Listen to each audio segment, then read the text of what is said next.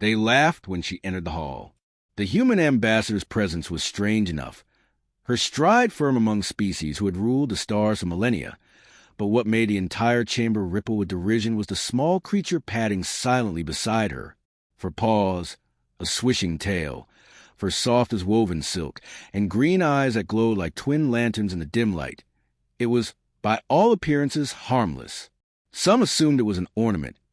Others thought it was a cultural oddity, a primitive animal the humans were too sentimental to leave behind.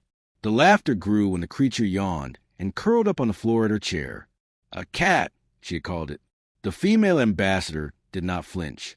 Her posture was regal, her words measured as she began Earth's petition to the Great Assembly. Trade routes, cooperative defense, and recognition among the stars.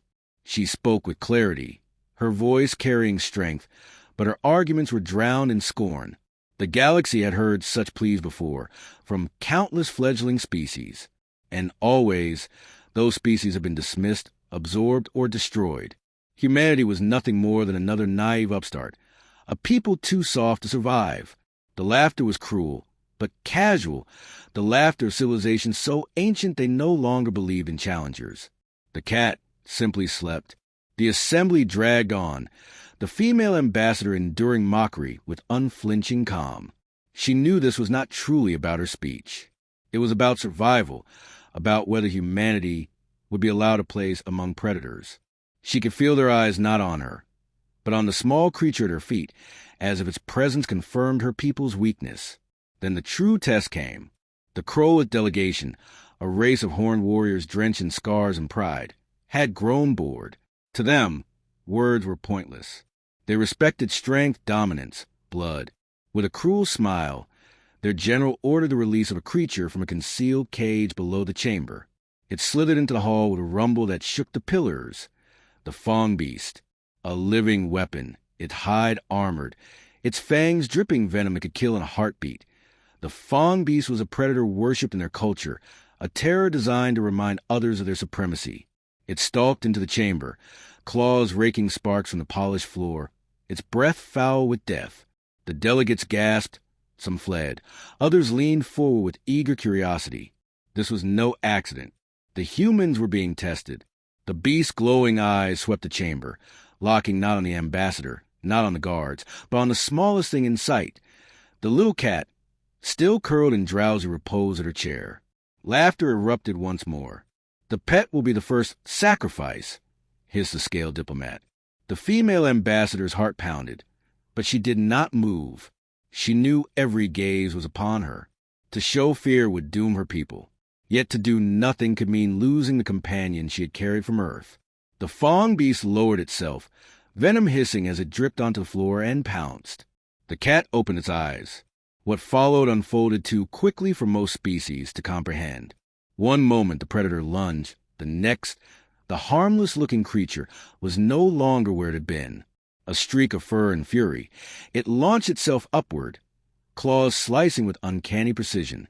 Its target was not the throat or belly, but the eyes. Tiny, delicate paws became weapons sharper than knives. The Fangbeast roared, thrashing wildly, slamming its bulk against the walls, but the cat clung tight, claws sinking deeper.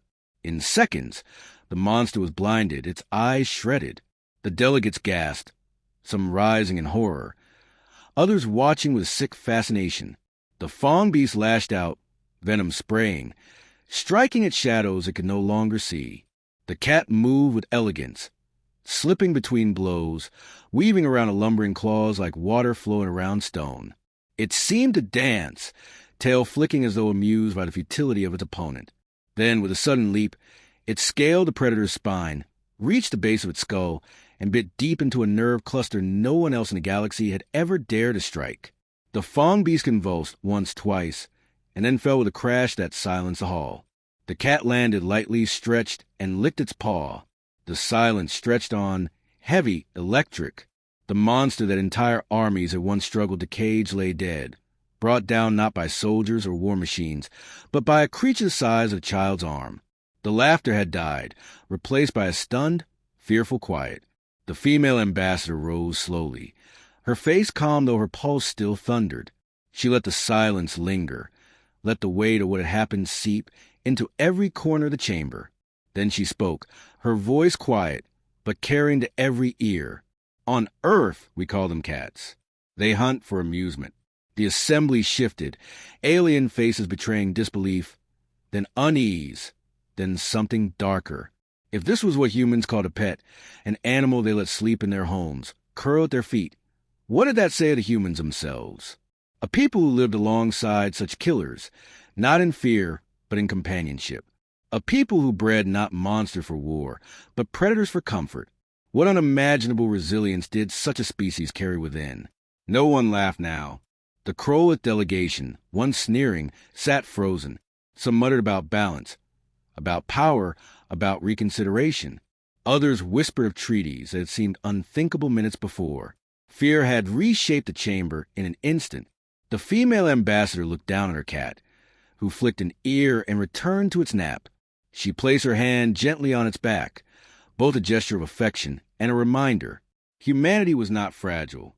Humanity had survived every predator their world had ever thrown at them, and made companions of some. To dismiss them as weak was folly.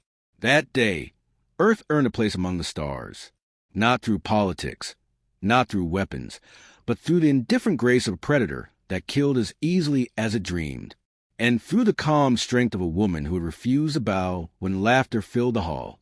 The galaxy would remember,